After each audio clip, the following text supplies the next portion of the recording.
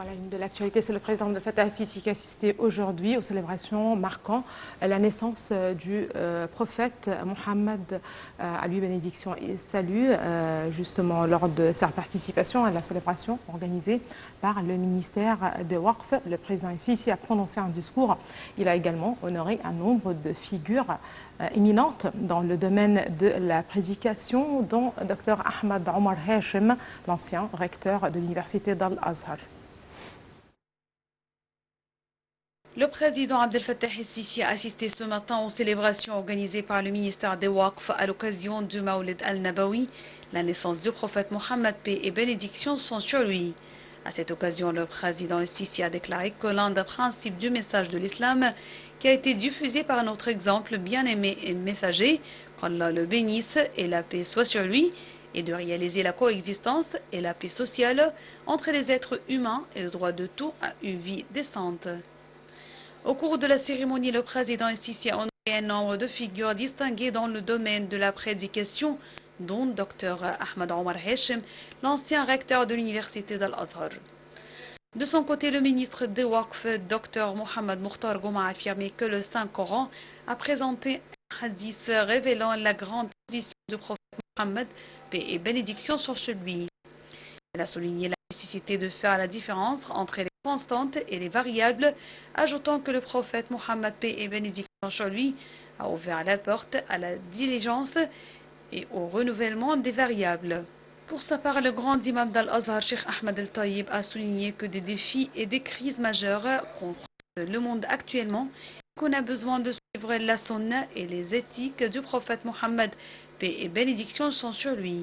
Il a également souligné que la compassion dont nous avons besoin dans la vie des citoyens et des communautés est une des priorités et des vertus du prophète Mohammed, paix et bénédiction sont sur lui. Toujours à cette occasion, le Premier ministre Dr Moustapha Madbouli a adressé un message de vœux au président Abdel Fattah el-Sisi. Il a souhaité paix et prospérité au peuple égyptien, à la nation arabe et au monde islamique. De son côté, le président du Conseil des députés, le conseiller Hanafi Gebali, a envoyé un message similaire au président Sisi. Il a affirmé que la nation avait besoin d'inspirer de la biographie du prophète Mohammed, paix et bénédiction d'Allah soit sur lui.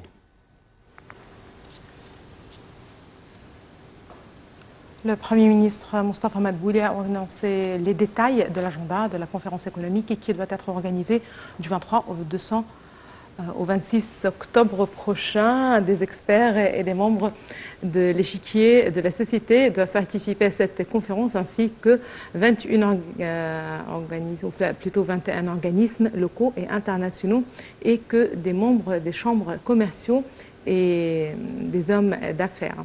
Le Premier ministre Moustapha Madbouli a ajouté que la conférence durera 3 jours et que chaque jour sera consacré pour discuter un des axes principaux de l'économie. Le chef du gouvernement a cependant confirmé que l'objectif de cette conférence était d'entendre les discussions des experts participants afin d'élaborer un plan de travail pour la prochaine période. Dans le cadre de sa visite à Kinshasa, la capitale de la RDC, afin de participer à la réunion ministérielle préparatoire de la COP 27, le ministre des Affaires étrangères, Sameh Shoukry, s'est entretenu avec le président de la République démocratique du Congo, Félix Tshisekedi. Au cours de cette rencontre, M. Shoukry a affirmé l'engagement de l'Égypte à renforcer les relations avec la RDC, à fournir un soutien dans le domaine du renforcement des capacités de transfert d'expertise dans divers domaines. M. Shoukry a de même transmis au président congolais les salutations du président Abdel Fattah el-Sisi, louant la grande coordination entre les deux pays qui aboutit à l'accueil par la RDC de la réunion ministérielle préparatoire à la COP 27.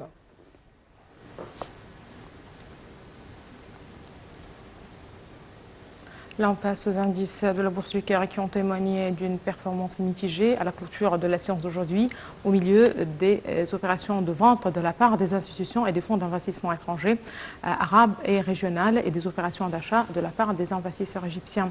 Le capital du marché a gagné 4,3 milliards de livres égyptiennes pour atteindre 694,1 milliards de livres égyptiennes. L'indice principal, le JX 30, a haussé de plus de 0,88% pour atteindre 1001 1 point. Les indices secondaires, le JIX 70 a perdu 0,61% pour atteindre 2215,49 points. Et le JIX 100 a lui aussi perdu 0,35% pour atteindre 3156,68 points.